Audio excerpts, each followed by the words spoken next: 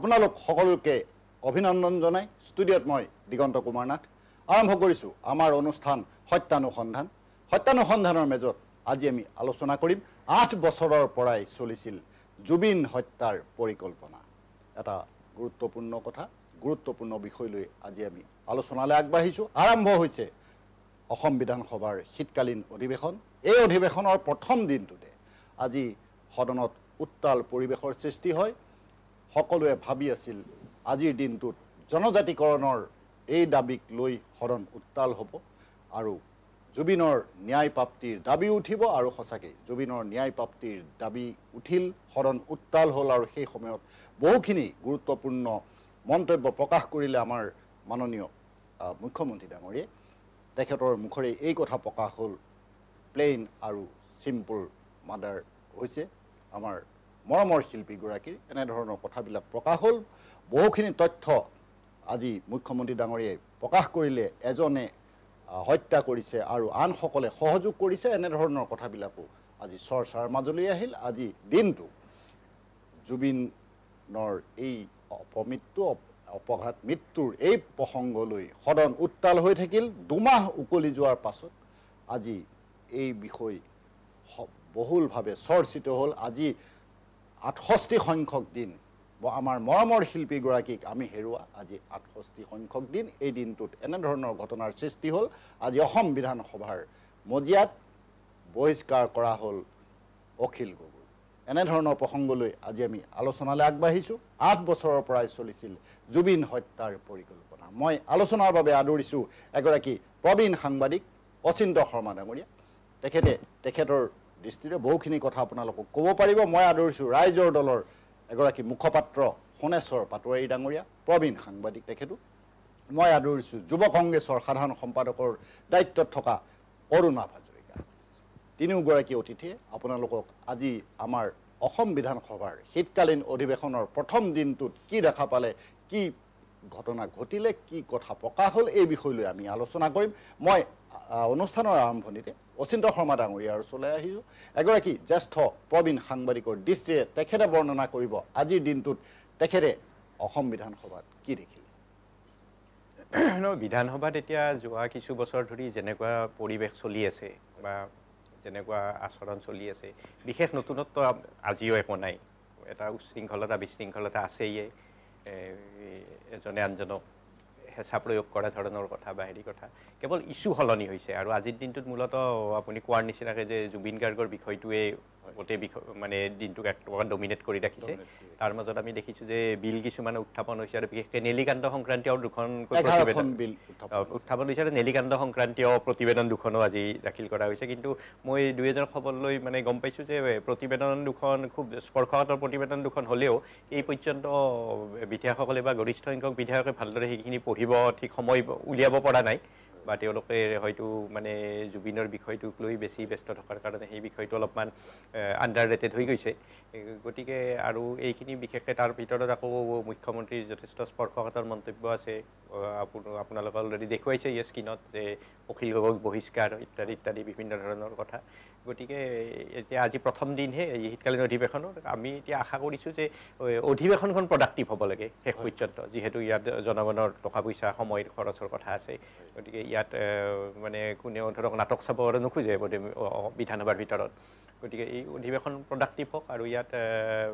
ৰাইজৰ কাৰণে যিখিনি উপযোগী দৰকাৰী বিষয় আলোচনা হওক, বিধেয়ক উত্থাপন হওক, গৃহীত হওক, অন্যান্য প্ৰতিবেদন বা যিখিনি বিষয় আছে এই বস্তুবিলাকৰ ভালদৰে চৰ্চা হওক আৰু জুবিন গাৰ্গৰ বিষয়টো চৰ্চা হওক। আচলতে জুবিন গাৰ্গৰ বিষয়টোতো ইতিমধ্যে আপোনাৰ তদন্তৰ ভিতৰতে আছে আৰু মুখ্যমন্ত্ৰীয়ে ইতিমধ্যে কৈছেও, এটা নিৰ্দিষ্ট তাৰিখ দিছে যে সেই তাৰিখৰ ভিতৰত অভিযোগনামা দাখিল কৰা হ'ব। গতিকে আমি তালৈ বাট চাইছোঁ, কি দিয়ে তাত দেখা যাওক। এই অভিযোগনামাই কাক কাক সামৰি লয়, কেনেদৰে সামৰি লয়।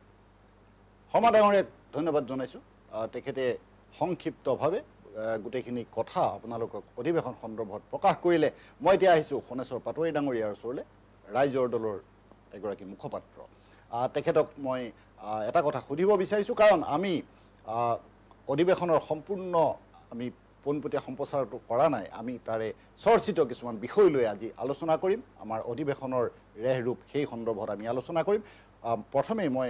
পাটোৱাৰী ডাঙৰীয়াক এই সন্দৰ্ভত এটা কথা সুধিব বিচাৰিছোঁ, কাৰণ মুখ্যমন্ত্ৰী ডাঙৰীয়াই এই কথা প্ৰকাশ কৰিছে জুবিন গাৰ্গৰ বিষয় লৈ আজি সদনৰ মজিয়া উত্তাল হৈছে। সেই কথা মই পূৰ্বে প্ৰকাশ কৰিছোঁ। পলিটিক্স নকৰিবা বন্ধু এই গানটোৰ সৈতে আপোনালোকৰ নেতা অখিল গগৈৰ নাম উল্লেখ কৰা হৈছে। আপুনি এই সন্দৰ্ভত কি কয়? নহয়, পলিটিক্স নকৰিবা বন্ধু এইটোতো কতো ওলোৱা নাই যে অখিল গগৈৰ বিৰুদ্ধে কোৱা হৈছে। আচলতে পলিটিক্স নকৰিবা বন্ধু মানে পলিটিক্স সমগ্ৰ পলিটিক্সে মানে কৰাৰ বাবে বাধা দিছিলে জুবিন গাৰ্গে।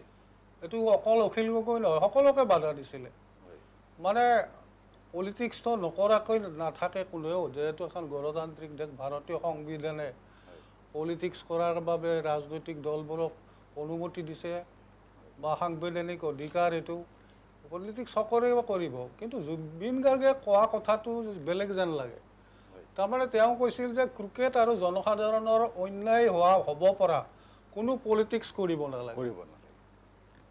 কোনোবা এখন সভাত তেওঁ এই কথাটো জুবিন গাৰ্গে নিজে কৈছিল এটা ফাংচনত, যে জনসাধাৰণৰ অন্যায় হ'ব পৰা, জনসাধাৰণক বিপথে পৰিচালিত কৰিব পৰা বা জনসাধাৰণক মনত কষ্ট দিব পৰা পলিটিক্স কৰিব নালাগে। এই কথাটোৱে জুবিন গাৰ্গেও কৈছিল বঙাইগাঁৱৰ নেকি এখন মানে ফাংচনত আৰম্ভ হোৱাৰ আগে আগে। গতিকে সেইটো সম্পূৰ্ণ, যদি কোনোবাই অভিযোগ কৰিছে মই গম পোৱা নাই, একদম সম্পূৰ্ণ মিছা অভিযোগ। দ্বিতীয়তে আজি মুখ্যমন্ত্ৰী এনে কিছুমান কথা কৈছে যে যি কথাই গোটেই জুবিন গাৰ্গৰ হত্যাটো এটা সন্দেহৰ মাজলৈ, সন্দেহৰ আৱৰ্তলৈ আনি দিছে। মুখ্যমন্ত্ৰীয়ে কৈছে যে 8 বছৰৰ পৰা এই হত্যাৰ পৰিকল্পনা চলিছিলে, কোভিড পৰিস্থিতিৰ পূৰ্বৰ পৰাই চলিছিল। যদি মুখ্যমন্ত্ৰী জানে, এতিয়া প্ৰায় 5 বছৰ তেওঁ হিমন্ত বিশ্ব শৰ্মা ডাঙৰীয়া মুখ্যমন্ত্ৰী হ'ল, যদি তেওঁ জানেই 8 বছৰৰ পৰা, কিছু পাৰ্ট তেওঁ কংগ্ৰেছত আছিলে, তেওঁ যদি এই কথা জানেই কিয় বহি থাকিল? কিয় Z+ কেটেগৰীৰ মানে নিৰাপত্তাত তেওঁক নিদিলে? বা তেনেকুৱা পৰ্যায়ৰ, মই Z+ কেটেগৰীৰ মই প্ৰট'কলটো ভালদৰে নাজানো, বা সেনেকুৱা পৰ্যায়ৰ সেনেকুৱা শক্তিশালী কিয় নিৰাপত্তা নিদিলে? তেওঁৰ এই 5 বছৰীয়া কিয় প্ৰদান নকৰিলে? তাৰমানে মুখ্যমন্ত্ৰী মহোদয়ে জুবিন গাৰ্গক মানে মৰিবলৈ এৰি দিলে নেকি? এনেকুৱা কথা এটা মানে সন্দেহ হয়, আমাৰ মনত প্ৰশ্ন হয়। তেওঁ যদি জানিছিল, তেওঁৰ কাৰ্যকালত কিয় মানে এটা শক্তিশালী নিৰাপত্তা বাহিনী জুবিন গাৰ্গৰ লগত নিদিলে? আনকি ছিংগাপুৰত কেইটা নিৰাপত্তাৰক্ষী আছিল তেওঁৰ, সেইটো সন্দেহজনক। যদি নিৰাপত্তাৰক্ষী আছিল, নিৰাপত্তাৰক্ষীক নিৰ্দেশ দিব পৰা ওপৰত মানুহ কিয় নাই? ওপৰৰ বিষয়া কিয় নাই? তেওঁলোকেতো বাধা দিব পাৰিলেহেঁতেন যে আপোনাৰ যোৱা মানে সাগৰত যোৱাৰ বাধা নিষেধ আছে। এই কথা সকলোৱে জানে, অফিচাৰেও জানে, পুলিচেও জানে, মন্ত্ৰীও জানে। কিয় বাধা দিয়া হোৱা নাছিল? এই প্ৰশ্নটো আজি উত্থাপন হোৱা নাই। তাৰোপৰি আপুনি আজি অখিল গগৈক নিলম্বিত কৰিলে কি কাৰণত? অখিল গগৈক নিলম্বিত কৰাৰ কাৰণটো নাছিলে। অখিল গগৈ কেইটামান জেনুইন প্ৰশ্ন তুলিছে, যেহেতু এডজাৰ্ণমেণ্ট নটিচটো বা এডজাৰ্ণমেণ্ট প্ৰস্তাৱটো, সভা স্থগিত প্ৰস্তাৱটো যিহেতু অনুমোদন দিয়া হৈছে, তেনেহ'লে তেওঁ মুখেৰে নকোৱাৰতো ক'ব নোৱাৰাৰতো কোনো বাধা নাই। সম্পূৰ্ণ তেওঁ যি ইচ্ছা ক'ব পাৰে তেওঁৰ সময়ৰ ভিতৰত। কিন্তু অখিল গগৈ কেইটামান প্ৰশ্ন তুলিছিল আজি জুবিন গাৰ্গৰ ন্যায় দিয়াৰ ক্ষেত্ৰত। এই প্ৰশ্নকেইটাৰ কোনো উত্তৰ নাই মুখ্যমন্ত্ৰীৰ হাতত, আৰু সেইকাৰণে মুখ্যমন্ত্ৰীয়ে ভাষণৰ মাজতে ক'বলগীয়া হ'ল যে এইজনে যাতে কথা ক'ব নোৱাৰে, অলপ বাহিৰত ৰাখক। মুখ্যমন্ত্ৰীয়ে কোৱাৰ লগে লগে মাননীয় স্পীকাৰে অখিল গগৈক বাহিৰলৈ উলিয়াই দিলে। আমিতো কোনোদিন 45 বছৰ সাংবাদিকতা কৰিছোঁ আৰু 45 বছৰে আমি বিধানসভাত আছোঁ। কোনোদিন মুখ্যমন্ত্ৰীয়ে এনেকৈ এটা অৰ্ডাৰ দিয়া স্পীকাৰক আমি দেখা নাই। স্পীকাৰৰ প্ৰট'কল ভংগ কৰিছে আজি মুখ্যমন্ত্ৰীয়ে, আৰু মুখ্যমন্ত্ৰীয়ে এই অৰ্ডাৰটো দিয়াৰ লগে লগে মানে স্পীকাৰৰ লগে লগে অখিল গগৈক আঁতৰাই নিছে, পুলিচৰ দ্বাৰা বাহিৰত আঁতৰাই নিছে। আজি আচলতে তেওঁক নিলম্বিত কৰা, অখিল গগৈক নিলম্বিত কৰাৰ কেইবাটাও কাৰণ আছে। তেওঁ কেইবাটাও প্ৰশ্ন তুলিছে। প্ৰশ্নকেইটা মই কেইটামান গুৰুত্ব প্ৰশ্ন আপোনালোকক অখিল গগৈ কি কি সুধিছিল শুনক। অখিল গগৈ সুধিছিল যে এই যিটো ছিংগাপুৰৰ যিটো অনুষ্ঠান, এই অনুষ্ঠানটো কেন্দ্ৰীয় গৃহ মন্ত্ৰালয়ৰ মানে ফৰেইন এফেয়াৰ্ছ আণ্ডাৰৰ ফৰেইন এফেয়াৰ্ছৰ ডিপাৰ্টমেণ্টে কৰিছিল। যদি ফৰেইন এফেয়াৰ্ছৰ ডিপাৰ্টমেণ্টৰ ৰাজ্যিক মন্ত্ৰী কোন? অসমৰ পবিত্ৰ মাৰ্ঘেৰিটা। তেওঁ অনুমোদন দিছিল। তেওঁৰ পৃষ্ঠপোষকতাত জুবিন গাৰ্গে ছিংগাপুৰলৈ গৈছিল। গতিকে এই SIT কমিটিয়ে কিয় মাৰ্ঘেৰিটাক টানি আনিব পৰা নাই? তেওঁৰ জেৰা কিয় কৰিব পৰা নাই? তেওঁৰ পৰা প্ৰতিবেদন কিয় ল'ব পৰা নাই? এই প্ৰশ্নটো অখিল গগৈ কৰিছিল, আজি কৰিছিল। দ্বিতীয়তে তেওঁ কৰিছিল ৰিণিকী ভুৱা তাত আছিল যেতিয়া জুবিন গাৰ্গৰ হত্যা সম্পাদন হৈ গৈছিল, পাৰ হৈ গৈছিল, সেই সময়তো ৰিণিকী ভুৱাই তাত ব্যৱসায় কৰি থকা বুলি ক'ব পাৰি। তাত মানে এই অন্যান্য কিবা প্ৰগ্ৰেম তেওঁ কৰি আছিল, যিবোৰ প্ৰগ্ৰেমত ব্যৱসায়ৰ কথা আছিল, মানে তেওঁ কৰি আছিল। গতিকে তেনে অৱস্থাত ৰিণিকী ভুৱাক কিয় SITয়ে মাতা নাই, কিয় জেৰা কৰা নাই? এই প্ৰশ্নটো আজি অখিল গগৈ কৈছে। তাৰ পাছত আন এটা কথা, চেৰাপুঞ্জীৰ SITৰ যিজন মুৰব্বী, তাত অনুসন্ধান যোৱাৰ বাবে মুৰব্বীজন কিয় নগ'ল? বাকী তলৰ ছাবঅৰ্ডিনেট অফিচাৰক পঠাইছে, মুৰব্বীজন কিয় নগ'ল বা তেওঁক কিয় পঠোৱা নহ'ল? চৰকাৰে কিয় নপঠালে? এই প্ৰশ্নটো আজি অখিল গগৈ আনিছিল। কিন্তু কোনো উত্তৰ মুখ্যমন্ত্ৰীয়ে দিব নোৱাৰিলে, সঁচা অৰ্থত দিব নোৱাৰিলে, আৰু নিমাত হৈ বহি আছে। তেওঁৰ চুলিকেইডাল অলপ ওপৰলৈ উঠি গৈছে, যেন তেওঁ কিবা ভয়হে খাইছে, এনেকুৱা এটা অৱস্থা হৈছে। গতিকে পৰৱৰ্তী সময়ত অখিল গগৈ বহিষ্কাৰ কৰা হৈছে। মই পুনৰ আহিম। মই দুটা আৰু এটা কথা কৈছো। BNSৰ 208 ধাৰা মতে SITয়ে আচলতে কেন্দ্ৰীয় গৃহ মন্ত্ৰালয়ৰ পৰা পাৰ্মিশ্যন ল'ব লাগিছিল গোটেই তদন্ত কৰাৰ ক্ষেত্ৰত। সেই পাৰ্মিশ্যনটো ল'লেহে ছিংগাপুৰ যাব পাৰে। কিন্তু 17 দিন ধৰি কোনো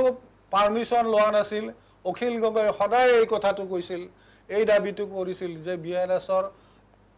208 ধাৰা মতে পাৰ্মিশ্যন লওক কেন্দ্ৰীয় গৃহ মন্ত্ৰালয়ৰ পৰা। এইখন চৰকাৰে কিন্তু পাৰ্মিশ্যন নলৈ পিছতহে, বহু দিন 16-17 দিন পাছতহে অখিল গগৈ কৈ থকাৰ সময়ত পাছত তেওঁ মানে হোম ডিপাৰ্টমেণ্টত পাৰ্মিশ্যন লয় কেছটো চলোৱাৰ বাবে। গতিকে এনেকুৱা বহুত প্ৰশ্ন তুলিছিল আজি অখিল গগৈ, আৰু কোনো উত্তৰ দিব নোৱাৰি। শেষত তেওঁ কথা কৈ থাকোঁতে, মুখ্যমন্ত্ৰীয়ে ভাষণ দি থকাৰ মাজতে অখিল গগৈ 2এটা প্ৰশ্ন তোলাত মুখ্যমন্ত্ৰী কৈছে, স্পীকাৰক কৈছে যে এওঁক কেইঘণ্টামানৰ কাৰণে বাহিৰত থওক, যাতে মই কথাখিনি ক'ব পাৰোঁ। এনেকুৱা উদাহৰণ আমি কেতিয়াও দেখা নাই। 40-45 বছৰ আমি সদনৰ মানে কাৰ্য প্ৰক্ৰিয়া আমি চাইছোঁ। গতিকে এইটো এটা সম্পূৰ্ণ প্ৰট'কল ভংগ কৰিছে আজি স্পীকাৰে। আৰু বোধহয় এই সংক্ৰান্তত প্ৰিভিলেজ মোচন বিৰোধী দলবিলাকে আনিব বা আনিব লাগে, আমি আশা কৰোঁ। গতিকে এনেকুৱা বহু কথাত আজি সদন উত্তপ্ত হৈ পৰে, আৰু মুখ্যমন্ত্ৰীয়ে অখিল গগৈৰ প্ৰশ্নত এক প্ৰকাৰ নিৰুত্তৰ হৈ পৰে। পাটোৱাৰী ডাঙৰীয়াক মই ধন্যবাদ জনাইছোঁ। আপোনাৰ ওচৰলৈ আহিম, আপোনাৰ লগত পাতিব লগা আমাৰ বহুখিনি কথা আছে। বিৰোধী দলসমূহে এনেধৰণৰ কেইবাখনো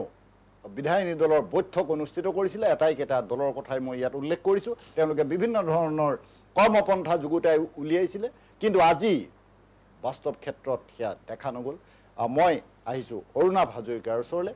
এক যুৱ কংগ্ৰেছৰ এগৰাকী শীৰ্ষ নেতা হিচাপে। অৰুণাভক মই সুধিব বিচাৰিছোঁ, এজন যুৱ প্ৰজন্মৰ প্ৰতিনিধি হিচাপেও মই তেখেতক সুধিব বিচাৰিছোঁ, কাৰণ আজি জুবিন গাৰ্গৰ প্ৰসংগলৈ, আমাৰ মৰমৰ শিল্পীগৰাকীৰ প্ৰসংগলৈ আজি বিধানসভা উত্তাল হৈছে। আপুনি যুৱ কংগ্ৰেছৰ এগৰাকী শীৰ্ষ নেতা। আপোনাক যদি মই সোধোঁ, আজি বিধানসভাৰ অধিৱেশনত সদনত আপুনি যদি বিৰোধী বিধায়ক হিচাপে উপস্থিত থাকিলহেঁতেন আপুনি কি কৰিলেহেঁতেন আৰু আপোনাৰ দৃষ্টিৰে বিধানসভাৰ আজিৰ দিনটোৰ কাৰ্যাৱলী আপুনি কেনেধৰণে পৰ্যালোচনা কৰিব? পোনপ্ৰথমে আজি যি বিধানসভা অনুষ্ঠিত হৈছে এই বিধানসভাত আমাৰ বিৰোধী দলপতি শ্ৰী দেৱব্ৰত শইকীয়া ডাঙৰীয়াই যথেষ্ট বলিষ্ঠ ভূমিকা গ্ৰহণ কৰিছে আৰু লগতে আমাৰ অসমৰ মুখ্যমন্ত্ৰী মাননীয় হিমন্ত বিশ্ব শৰ্মা ডাঙৰীয়াক বিব্ৰত কৰি তুলিলে যে তেওঁ সদায় এটা বস্তু দেখা পাই আহিছোঁ হিমন্ত বিশ্ব শৰ্মা ডাঙৰীয়া জুবিন গাৰ্গৰ বিষয়টো যেতিয়াই উপস্থাপন হয় যিকোনো জেগাত তেওঁ সদায় এৰাই চলিবলৈ বিচাৰে কাৰণ এই জুবিন গাৰ্গ হত্যাকাণ্ড বুলি যে মুখ্যমন্ত্ৰী যেনেদৰে কৈ আছে এই বিষয়টোৰ লগত তেওঁৰ ঘনিষ্ঠ লোকৰ যথেষ্ট হাত আছে আমি সকলোৱে জানো যি বৈদেশিক মন্ত্ৰালয়ৰ অধীনত এই শ্যামকানু মহন্ত ডাঙৰীয়া যি নৰ্থ ইষ্ট ফেষ্টিভেল বিভিন্ন সময়ত অনুষ্ঠিত কৰিছে বিদেশত নহয় অসমতো বিভিন্ন ৰঙালী বা অন্য কিবি বিভিন্ন ধৰণৰ তেওঁ এই সাংস্কৃতিক এনেকুৱা ধৰণৰ অনুষ্ঠান মানে পাতি আহিছে ইয়াত অসমৰ কিমান কি লাভ হৈছে সেইখিনি আমিতো আজিলৈকে তেনেকৈ বিশেষ আমি পৰ্যালোচনা কৰা নাই বা আমি দেখাও পোৱা নাই কিন্তু এই ক্ষেত্ৰত এনেকুৱা এটা বিষয় লৈ পেলাই মুখ্যমন্ত্ৰী ডাঙৰীয়াক প্ৰায় এটা মানে বিষয়টো খুব চিৰিয়াছলি লোৱা তেওঁ আমি দেখা নাপাওঁ আৰু আজিও একেদৰে হ'ল অখিল গগৈ ডাঙৰীয়াক সদনৰ বাহিৰ কৰি দিছে বা বিভিন্ন ধৰণৰ SIT কথা তেওঁ কৈ আছে যে SIT কৰিব যে CBI কথা ক'লে তেওঁ মানে খুবত ফাটি পৰিছে CBI কথা ক'লে কিয় তেখেত খুবত ফাটি পৰিছে সেই বস্তুটো আমি এটা ডাঙৰ প্ৰশ্ন এটা আমাৰ আমি কৰিব বিচাৰোঁ ইয়াৰ লগতে SITৰ কথা আমি মানে যি তদন্ত তাত আমি কিয়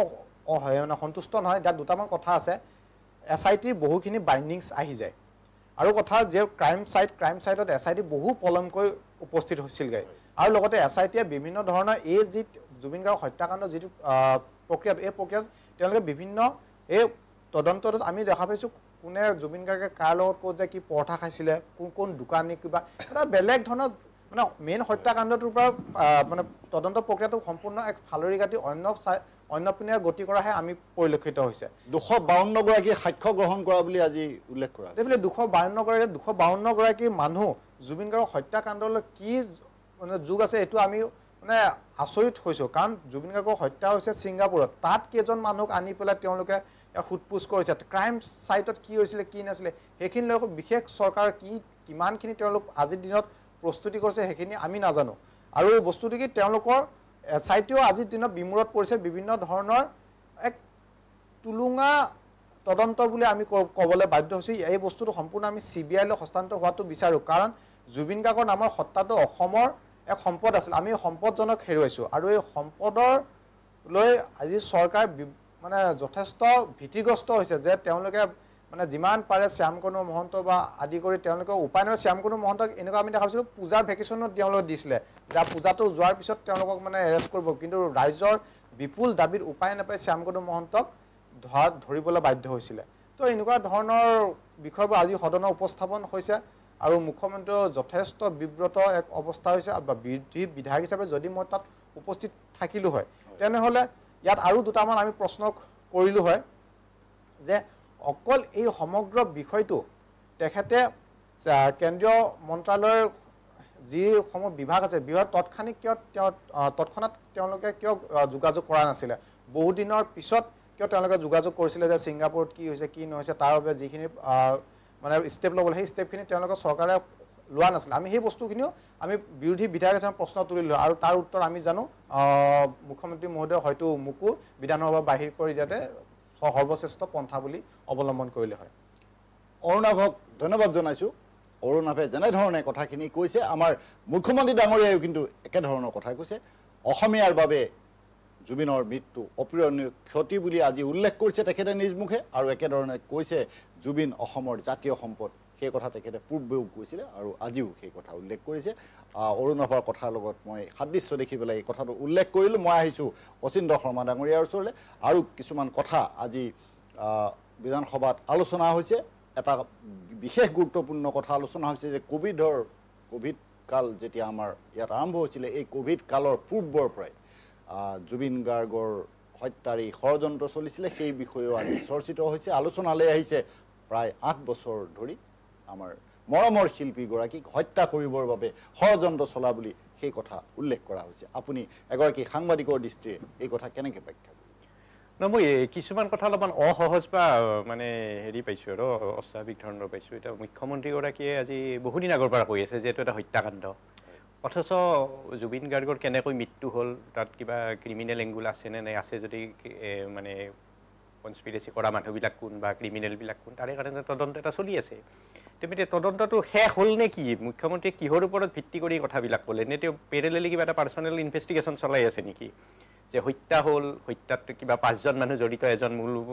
ষড়যন্ত্ৰকাৰী 4জন সহযোগী তাৰপিছত 8 বছৰ আগতে মানে হত্যাৰ এই প্ৰক্ৰিয়া বা ষড়যন্ত্ৰ আৰম্ভ হৈছিল এইটো তেওঁৰ ব্যক্তিগত তদন্ত বা ফাইণ্ডিংছ নে এইটো যিটো আমাৰ বিশেষ অনুসন্ধানকাৰী গোট গঠন কৰা হৈছে তেওঁলোকে তদন্তত যিবিলাক বস্তু বা তথ্য পাই আছে সেইবিলাক তেওঁ কিবা কাৰণত লিক কৰি আছে নেকি এই বস্তুটো মানে মই বুজি পোৱা নাই যে কিহৰ ওপৰত ভিত্তি কৰি তেওঁ কথাবিলাক কৈ আছে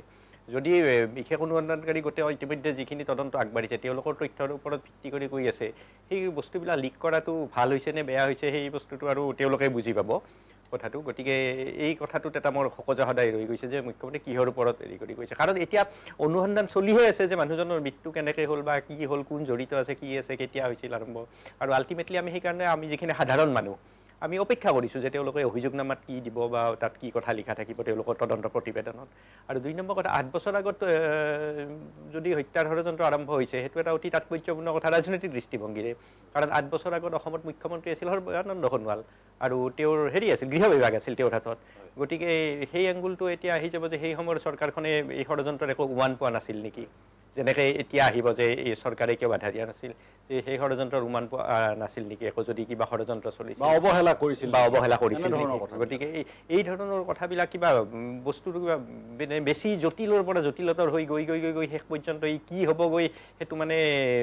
একো আনপ্ৰেডিক্টেবল হৈ ৰৈছে সাধাৰণতে এটা প্ৰেডিক্ট কৰা যায় যে অনুসন্ধান এটা চলিছে তাৰপিছত হেৰি হ'ব আৰু ফলাফল হ'ব দোষী ধৰাত পৰিব তাৰপিছত অভিযোগনামা দাখিল হ'ব কেছ চলিব ভাৰ্ডিক্ট হ'ব শাস্তি হ'ব এই ধৰণৰ কথাটো আৰু 3 নম্বৰ কথাটো হৈছে কি যিখিনি মানুহক লৈ মানে অনুসন্ধানকাৰী গোটটো গঠন হৈছে তেওঁলোক প্ৰফেচনেল মানুহ আৰু কোৱালিফাইড মানুহ গতিকে আমাৰ যিহেতু এতিয়া ব্যক্তিগতভাৱে মই কাকো ৰিপ্ৰেজেণ্ট কৰা নাই কোনো দল বা সংগঠনক গতিকে আমাৰ নিচিনা সাধাৰণ মানুহখিনিয়ে তেওঁলোকৰ ওপৰত ভৰসা ৰাখিছোঁ এতিয়া অনুসন্ধানটো তেওঁলোকে কেনেকৈ কৰিব তেওঁলোকক আমি শিকাব নাযাওঁ আৰু পবিত্ৰ মাৰ্ঘেৰিটাক মাতা উচিত নে অনুচিত নিন্দিকি ভূঞাক জেৰা কৰা উচিত নে অনুচিত তেওঁলোকে কিজানি গোপনে কৰিছে জেৰা বা যোগাযোগ কৰিছে প্ৰশ্ন কৰিছে সেইটো আমি নাজানো সেইটো আৰু তেওঁলোকে জানিব কাক অনুসন্ধানটো কেনেকৈ আগবঢ়াই নিব লাগে গতিকে অনুসন্ধানটো কেনেকৈ কৰিব লাগে তেওঁলোকক আমি শিকাব নাযাওঁ বা কোনেও মোৰ মতে সেইটো যোৱা উচিত নহয় আমি বাট চোৱা উচিত যে ফলাফলটো কি ওলায় অচিন্দ্ৰ শৰ্মা ডাঙৰীয়াই ঠিকেই কৈছে অনুসন্ধানৰ থিয়ৰী তেখেতে শিকাবলৈ নাযায় বা যোৱা উচিত নহয় অনুসন্ধানকাৰী সংস্থাই অনুসন্ধান নিজাববীয়া তেখেতসকলৰ প্ৰচেষ্টাৰে চলাব তেখেতে কেইবাটাও উল্লেখযোগ্য কথা কৈছে আৰু এটা কথা মোৰ ৰৈ গ'ল এই যদি আমাৰ কাৰোবাৰ ধৰক এই SITৰ ওপৰত ভৰসা নাথাকে আমি CBI তদন্ত বেছি প্ৰিফাৰ কৰোঁ বা বেছি নিকা হ'ব বুলি ভাবোঁ মোৰ মতে আমি অচিতে ন্যায়ালয়ত এখন পেটিশ্যন দিয়া উচিত মানে CBI তদন্তৰ কাৰণে নিৰ্দেশ দিবলৈ আগে পিছে তেনেকুৱা উদাহৰণ আছে উচ্চতম ন্যায়ালয়ে নিৰ্দেশ দিয়ে যে CBI তদন্ত দিব লাগে বা CBI লৈ হস্তান্তৰ কৰিব লাগে এটা গুৰুত্বপূৰ্ণ কথা অচিন্দ্ৰ শৰ্মা ডাঙৰীয়াই উল্লেখ কৰিলে যদি CBI তদন্ত আমি বিচাৰোঁ তেনেহ'লে আমি আদালতৰ জৰিয়তে ন্যায়ালয়ৰ জৰিয়তে আমি এনেধৰণৰ কাম কৰাৰ প্ৰচেষ্টা আছে তেখেতে সেই কথাও উল্লেখ কৰিলে আমাৰ দল সংগঠনৰ প্ৰতিনিধিয়ে এই কথাৰ প্ৰতি লক্ষ্য কৰিব বুলি মই অনুৰোধ জনাইছোঁ আহিছোঁ সোণেশ্বৰ পাটোৱাৰী ডাঙৰীয়াৰ ওচৰলৈ আজি বহুখিনি কথাক লৈ বিতৰ্ক হৈছে বহুখিনি কথাক লৈ প্ৰতিক্ৰিয়াৰো সৃষ্টি হৈছে বিৰোধী দলসমূহৰ মাজতে প্ৰতিক্ৰিয়া বেছিকৈ হৈছে আমাৰ মুখ্যমন্ত্ৰী মহোদয়ে আৰু কিছুমান কথা কৈছে আজি কথাখিনিৰ বিষয়ে মই সমালোচনা নকৰোঁ কিন্তু মই ক'বলৈ যাওঁ যে জুবিন গাৰ্গৰ হত্যাৰ কথা তেখেতে পুনৰ দোহাৰিছে আজি আৰু বিৰোধীক সমালোচনা কৰিছে তুলা ধুনা দিছে বিৰোধীক সমালোচনা কৰি তেখেতে এই বুলিও কৈছে যে হত্যাটোক হত্যা বুলি নকৈ মই চুমা খোৱা বুলি ক'ম নেকি এনেধৰণৰ মন্তব্য কৰিছে পাটোৱাৰী ডাঙৰীয়াই কি কয় আচ্ছা আমাৰ শৰ্মা ডাঙৰীয়াই কৈছে যে বিৰোধী দলবোৰে বা যিয়ে কোনোবা নাগৰিকে CBI তদন্ত দিব লাগে বুলি আদালতলৈ যাব লাগে এখন আবেদন লৈ আদালতলৈ যাব লাগে সচৰাচৰ CBI তদন্তটো দিয়াৰ কাৰণে ৰাজ্য চৰকাৰে ক'ব লাগে বা এখন লিখিত আবেদন বুলি নকওঁ এটা লিখিত চিঠি এখন দিব লাগে আৰু সেই চিঠিৰ মৰ্মেহে CBI কেছটো ল'বনে নলয় মানে জনাই দিয়ে গতিকে মই ভাবোঁ যিটো পৰম্পৰা চলি আছে CBI এনকুৱাৰী অসমৰ বহু ক্ষেত্ৰত হওঁতে ৰাজ্য চৰকাৰে লেটাৰ পঠিয়াই CBI-লৈ লেটাৰ পঠিওৱাৰ পাছত তেওঁলোকে একচেপ্ট কৰে নকৰে জনাই দিয়ে গতিকে মই ভাবোঁ অসম চৰকাৰৰ যদি সাহস আছে অসম চৰকাৰৰ যদি জুবিন হত্যাৰ নাই দিয়াৰ মনোভাৱ আছে তেনেহ'লে শীঘ্ৰেই এখন CBI-লৈ লেটাৰ ৰাখক এই দাবীটোতো অখিল গগৈ বহুদিন আৰম্ভণিৰ পৰা কৰি আছে বহুতে কৰি আছে CBI তদন্ত দিয়াক কিন্তু মুখ্যমন্ত্ৰী মহোদয়েতো এখন লেটাৰ CBI-লৈ আজিলৈ পঠোৱা নাই বা পঠাব খোজা নাই নেকি এই প্ৰশ্নবোৰ আজি উত্থাপন হৈছে গতিকে মই ভাবোঁ সময় এতিয়া আছে CBI-লৈ কেছটো পঠক SIT তদন্ত কৰি আছে থাকক তাৰ সমান্তৰালকৈ CBI যদি তদন্ত কৰে তাত কোনো হেৰি নহয় কোনো নিয়ম ভংগ নহয় এনেকুৱা আগতে বহুত ঘটিছে গতিকে যদি মনোভাৱ স্পষ্ট জুবিন গাৰ্গক নাই দিব খোজে এইখন হিমন্ত বিশ্ব শৰ্মা চৰকাৰে তেনেহ'লে 2 এদিনতে CBI-লৈ লেখক বিষয়টো উত্থাপন কৰি লেখক আৰু তাৰ পাছতে গম পোৱা যাব CBI এনকুৱাৰী কৰে নে নকৰে কি কাৰণত CBI এনকুৱাৰী কৰিবলৈ এখন লেটাৰ অসম চৰকাৰে বা মহাশক্তিবান বুলি কোৱা চৰকাৰৰ মুখ্যমন্ত্ৰীজনে CBI-লৈ পঠাব পৰা নাই সেইটোহে আমি আশ্ৰয় দিছোঁ গতিকে আমাৰ সন্দেহ উপজিছে গোটেই বিষয়টোৰ ওপৰতে ষড়যন্ত্ৰ আছে আৰু এই ষড়যন্ত্ৰ সন্দেহটো নিৰাময় কৰাৰ কাৰণে মুখ্যমন্ত্ৰীয়ে বিষয়টো অনুসন্ধানৰ কাৰণে CBI-ত লওক এটা অফিচাৰে কিবা কৰাপশ্যন কৰিলে মুখ্যমন্ত্ৰীয়ে CBI-লৈ পঠায় সাধাৰণ অফিচাৰে কৰাপশ্যন কৰিলে এইটো ভাল কথা যদি ৰাজ্য চৰকাৰৰ যিবিলাক অনুসন্ধানকাৰী গোট আছে তেওঁলোকে যদি ব্যৰ্থ হয় বুলি ভাবে বা ব্যৰ্থ হৈছে বুলি ভাবে মুখ্যমন্ত্ৰী CBI-লৈ পঠাক বহুত উদাহৰণ আছে এফালৰ পৰা গাই যাব পাৰোঁ গতিকে ইমান ডাঙৰ ইছ্যু আমাৰ প্ৰাণৰ শিল্পী জুবিন গাৰ্গৰ এই হত্যাৰ গোচৰটো তেওঁ নিজে কৈছে হত্যা বুলি গোচৰটো CBI-লৈ কিয় পঠাব খোজা নাই বা পাৰা নাই এইটো আজি অসমৰ ৰাইজৰ জনসাধাৰণৰ মনত এক ডাঙৰ প্ৰশ্ন আৰু কেইটামান আমাৰ প্ৰশ্ন আছে আমাৰ অখিল গগৈ ডাঙৰীয়াই আজি কেইটামান প্ৰশ্ন কৰিছে যে যিখিনি ডকুমেণ্ট পোষ্টমৰ্টেম বা তাৰ মানে তাৰ লগত সম্পৰ্কিত ডকুমেণ্ট ছিংগাপুৰে অসম চৰকাৰলৈ পঠাইছে সেইখিনিক বাদে অসমৰ পৰা যিটো তদন্ত কমিটি ছিংগাপুৰলৈ গৈছিল তেওঁলোকে কোনো তথ্য সংগ্ৰহ কৰা নাই এইটো স্পষ্ট তেওঁলোকে কোনো তথ্য ডকুমেণ্ট সংগ্ৰহ কৰা নাই আনকি যিখন সাগৰৰ পাৰত ঘটনাটো ঘটিছিল তাতো ভৰি দিয়া নাই অসমৰ পৰা যিটো তদন্ত কমিটি যোৱা বুলি আমি শুনিছোঁ বা কৈছে চৰকাৰে তাতো যোৱা নাই তে কি ঘৰৰ ঘাঁহ কাটিবলৈ গ'ল এই অসমৰ পৰা তদন্ত কমিটিটো ছিংগাপুৰলৈ একো ডকুমেণ্ট সংগ্ৰহ নকৰিলে কোনো ছাইট ভিজিট নকৰিলে আনকি তেওঁলোকে যিখন আমি কি বুলি কম অসমীয়াত এখন মটৰ চালিত নাও বুলিয়ে কম স্পীড বোট নহয় যিখন ইউজ কৰিছিল সেনেকুৱা নামটো পাহৰিলোঁ চৰি গতিকে সেইখন সৰু জাহাজৰ বা মেচিন চালিত জাহাজৰ কেপ্টেইন যিটো কেপ্টেইন থাকে এজন কেপ্টেইনজনকত এই গোটটোৱে কোনো জেৰা কৰা নাই বা সাক্ষাৎ কৰা নাই বা মাতি অনা নাই গতিকে কি বুজায় তেওঁ আমি পেপাৰত পাইছোঁ বা বিভিন্ন ভিডিঅ'ত পাইছোঁ যে যিজন হেৰি কেপ্টেইন বা ড্ৰাইভাৰ এই ড্ৰাইভাৰজনক চলাব নিদি বেলেগেহে চলালে আৰু তেতিয়াই জুবিন গাৰ্গৰ মৃত্যু হ'ল গতিকে সেইজন মানুহক এই যিটো কেপ্টেইন এই কেপ্টেইনজনক কোনে নমাই দিলে তৎক্ষণৰ পৰা জাহাজখনৰ পৰা কোনে নমাই দিলে আৰু তাত এই জাহাজৰ ঠাইত মানে সন্দেহ কৰা মূল হত্যাকাৰী সন্দেহ বুলি কৈছোঁ মূল হত্যাকাৰী কি শৰ্মা সিদ্ধাৰ্থ শৰ্মাক কিয় চলাব দিলে এই প্ৰশ্নবোৰ কিন্তু আজিও অসম চৰকাৰে ক্লিয়াৰ কৰা নাই তাৰ পাছত ছিংগাপুৰ চৰকাৰে ক্লিয়াৰ কৰা নাই আৰু অসমৰ 2-4জন যি এনকুৱাৰীৰ বাবে গৈছিল তেওঁলোকেও কৰা নাই তেওঁলোকে আনকি বহু প্ৰশ্ন অমীমাংসিত হৈ গৈছে এই যে ড্ৰাইভাৰজনকো সোধপোছ কৰা নাই গতিকে এই প্ৰশ্নবোৰ আমাৰ আছে আজি অখিল গগৈ এই প্ৰশ্নবোৰ তুলিছে তুলিব খোজোতেই মুখ্যমন্ত্ৰী হঠাৎ মানে তেওঁ খঙান্বিত হ'ল খঙান্বিত হৈ ৰিকুৱেষ্ট কৰিলে স্পীকাৰক যে কেই ঘণ্টামানৰ বাবে বাহিৰত দিয়ক আৰু তাকেই কৰিলে কিন্তু স্পীকাৰৰ এটা নিজা পাৱাৰ আছে স্পীকাৰ কোনো মন্ত্ৰী বা মুখ্যমন্ত্ৰীৰ মানে তলত নহয় আজি এই ঘটনাটো কিন্তু এটা অড মানে চিনাৰী আমি দেখিবলৈ পাইছোঁ আমি ভাবোঁ মই 40-45 বছৰ সাংবাদিকতা কৰিছোঁ কোনো এখন অধিৱেশনত এনেকুৱা মানে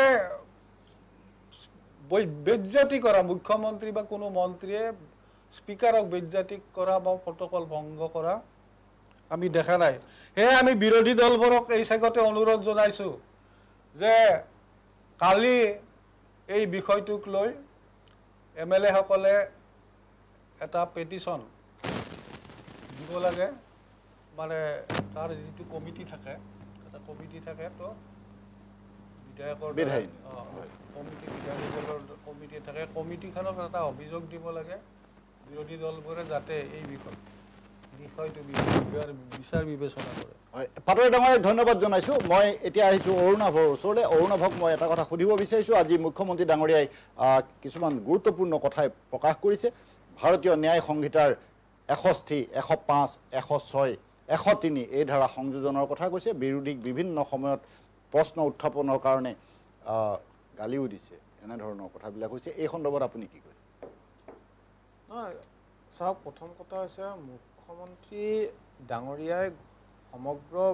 যিকোনো এটা বিষয়ে তেওঁ বেবেৰী বাং কৰি তোলাত তেওঁ সিদ্ধহস্ত যিকোনো এটা ইস্যু এটা যেতিয়া আহিব তেওঁ বিভিন্ন ধৰণৰ তুলুঙা মন্তব্য কৰে বা এনেকুৱা ধৰণৰ বিৰোধীকে যে বিৰোধী সকলো ভুলখিনি কৰি আছে চৰকাৰে যি কৰে এয়া সকলো শুদ্ধ বুলি তেওঁ ৰাইজৰ মাজত প্ৰতিয়ন নিয়াবলৈ চেষ্টা কৰে তো এনেকুৱা ধৰণে তেওঁ যেনে ধৰণে এক মানে মেনিপুলেটিভ এটা কনচেপ্ট তেওঁ মানুহৰ মাইণ্ডত এটা সুমুৱাই দিছে যে মই যি কম মুখ্যমন্ত্ৰী হিচাপে এয়া সকলো সঁচা আৰু বিৰোধে যি ক'ব সকলো মিছা তেওঁ তেনেকুৱা ধৰণৰ কথাবিলাক যিবিলাক তেওঁলোকে কৈ থাকে তেওঁ সেইবিলাক বেবেৰী বেংক আৰু আজিৰ দিনত অসমীয়া মানুহে বুজি উঠিছে অসমৰ মানুহে বুজি উঠিছে যে মুখ্যমন্ত্ৰী প্ৰতিটো কথাই সঁচা নহয় তেওঁ যথেষ্ট মিছা কথা কয় আৰু সেই মিছা কথাৰ এটা নেৰেটিভ তেওঁ ট্ৰেণ্ড এটা যোৱা 5 বছৰ চলাই আহিছে আপুনি বিশেষকৈ দেখা পাব কেইদিনমান আপোনাৰ এই মাইক্ৰ' ফাইনেন্সৰ কথাটোৱে আপুনি যদি মই কওঁ যে মাইক্ৰ' ফাইনেন্সৰ সেই লোন মাফ কৰা এটা কথা আছিলে আৰু আজি সেই মহিলাসকলে তেওঁলোকে আজি প্ৰতিবাদ কৰি আছে কিয় প্ৰতিবাদ কৰিছে আজি সেই মহিলাখিনিৰ ওচৰত মুখ্যমন্ত্ৰী ডাঙৰীয়া থিয় দিয়া নাই আজি তেওঁলোকৰ চিভিল বেয়া হৈছে কাৰ বাবে হৈছে সেই মুখ্যমন্ত্ৰী ডাঙৰীয়াই কিন্তু নিজৰ গাত সেই দুখটো গাত পাতি নলয় তো বিভিন্ন ধৰণৰ এনেকুৱা কথা আছে আৰু মুখ্যমন্ত্ৰীয়ে যেনেকুৱা নেৰেটিভ এটা ক্ৰিয়েট কৰি ৰাখে যে মুখ্যমন্ত্ৰীয়ে হ'ল মানে সৰ্বা মুখ্যমন্ত্ৰীয়ে যি ক'ব সেয়াই হয়তো এয়া সম্পূৰ্ণ এনেকুৱা ধৰণৰ গণতন্ত্ৰ ইয়াৰ বাবে অত্যন্ত দুৰ্ভাগ্যজনক অৰ্ণৱক ধন্যবাদ জনাইছোঁ এটা গুৰুত্বপূৰ্ণ বিষয়ত আমি আলোচনা কৰি আছোঁ 8 বছৰৰ পৰাই চলিছিল জুবিন হত্যাৰ পৰিকল্পনা কিছু সময়ৰ পাছত আমি আলোচনালৈ পুনৰ উভতি আহিম এতিয়া লৈছোঁ খন্তেক সময়ৰ বাণিজ্যিক বিৰতি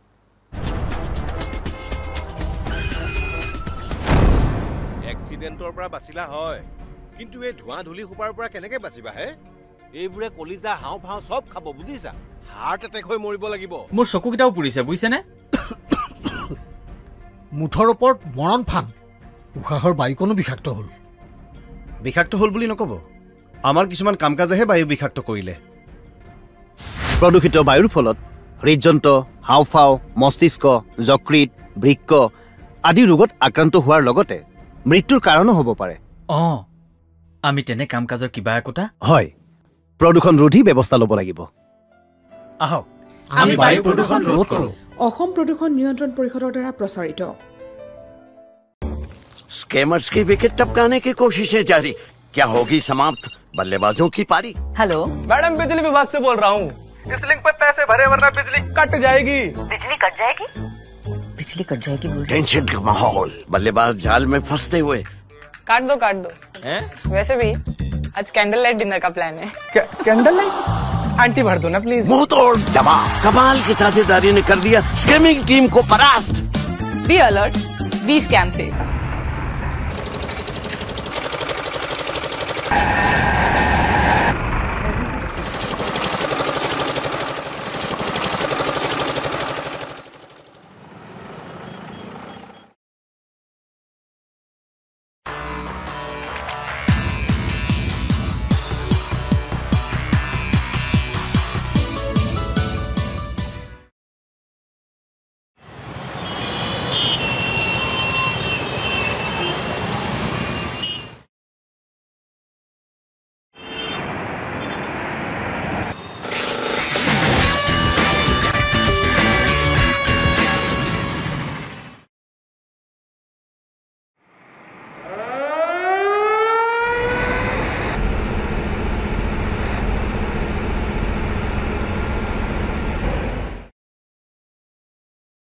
অসম প্ৰদূষণ নিয়ন্ত্ৰণ পৰিষদৰ দ্বাৰা প্ৰযোজিত আৰু প্ৰচাৰিত।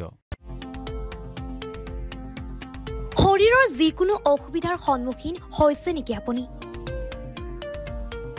শাৰীৰিক সমস্যাৰ প্ৰতিকাৰ কেৱল আমি দিম। অভিজ্ঞ চিকিৎসকে দিব সুপৰামৰ্শ। প্ৰতি সপ্তাহত থাকিব বিভিন্ন ৰোগৰ বিশেষজ্ঞ চিকিৎসক। চাবলৈ নাপাহৰিব এনি ভাৰত 24ৰ বিশেষ অনুষ্ঠান স্বাস্থ্য বিশেষ।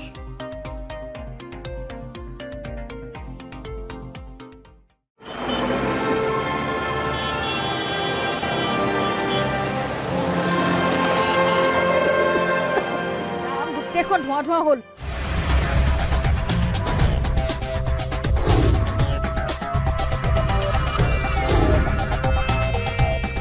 প্ৰদূষণ, গাড়ী মটৰৰ বাবে প্ৰদূষণ। এই প্ৰদূষণবোৰ বন্ধ কৰিব নোৱাৰিনে?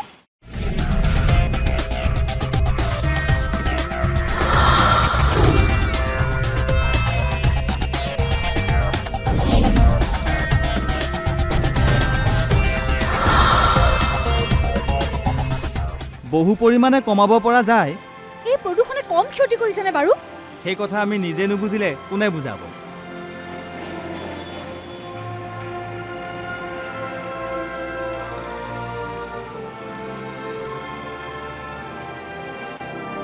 অসম প্ৰদূষণ নিয়ন্ত্ৰণ পৰিষদৰ দ্বাৰা প্ৰযোজিত আৰু প্ৰচাৰিত।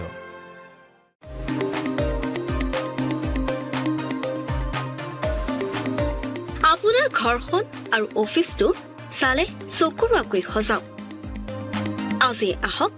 সকলো ধৰণৰ অত্যাধুনিক ফাৰ্নিচাৰৰ বাবে চিটি ফাৰ্নিচাৰ 6 মাইল গুৱাহাটী। আমাৰ ঠিকনা 6 মাইল পাঞ্জাবাৰী ৰোড পুৰবী ডায়েৰীৰ সন্মুখত গুৱাহাটী। আমাৰ যোগাযোগ নম্বৰ 9435013969।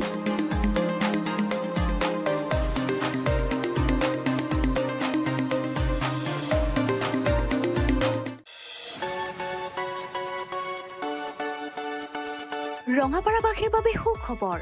আপুনি যদি দুচকীয়া বাহন ক্ৰয় কৰিব বিচাৰিছে তেন্তে এতিয়াৰ পৰা আৰু চিন্তাৰ কোনো প্ৰয়োজন নাই।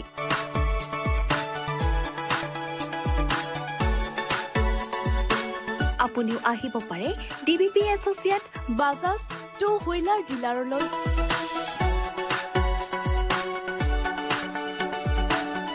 আমাৰ ঠিকনা হৈছে ৱাৰ্ড নং ৮ ঠাকুৰবাৰী ৰোড, ডাকঘৰ ৰঙাপাৰা, জিলা শোণিতপুৰ, অসম। আমাৰ যোগাযোগ নম্বৰ হৈছে 9435707133 আৰু 9707967285।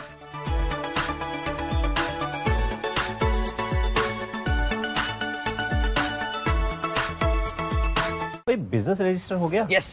सिर्फ करंट अकाउंट बाकी है। करंट अकाउंट के लिए तो SBI बेस्ट है। यूएस मशीन मिलेगा और QR कोड भी। Best cash deposit limit east और वेस्ट इंडस्ट्री में बेस्ट, सबको पता है। SBI करंट अकाउंट बेस्ट है, सबको पता है। ए বাইদেউ কি কৰে জাবৰ পেলা আকৌ।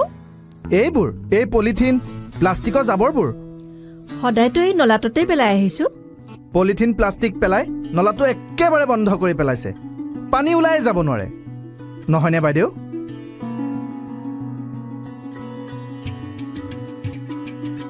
ৰ'ব বাইদেউ ৰ'ব, 1 মিনিট ৰ'ব। আপুনি জানেনে পলিথিন প্লাষ্টিক পানীত নগলে মাটিটো মিলি নাযায়।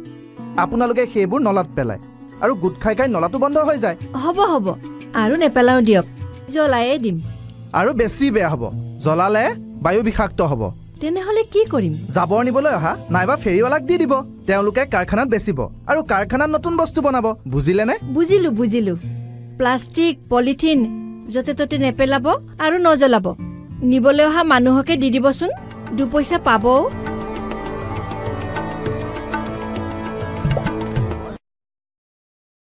আঠ বছৰৰ পৰাই চলিছিল জুবিন হত্যাৰ পৰিকল্পনা। এই গুৰুত্বপূৰ্ণ বিষয়ত সত্যানুসন্ধানৰ মজিয়াত আমি আলোচনা কৰি আছোঁ। বিৰতিৰ পূৰ্বে আমি আজি বিধানসভা অধিৱেশনৰ বহুখিনি কথা আলোচনা কৰিলোঁ। পৰৱৰ্তী সময়ত মই এতিয়া আহিছোঁ অচিন্ত শৰ্মা ডাঙৰীয়াৰ ওচৰলৈ, আৰু শৰ্মা ডাঙৰীয়াক মই এই কথা সুধিব বিচাৰিছোঁ, আজি আমাৰ মৰমৰ শিল্পীগৰাকীৰ মৃত্যু প্ৰসংগই বিধানসভা জোকাৰি গ'ল, বিধানসভাত উত্তাল পৰিৱেশৰ সৃষ্টি হ'ল। এনে সময়ৰ মাজতো কিন্তু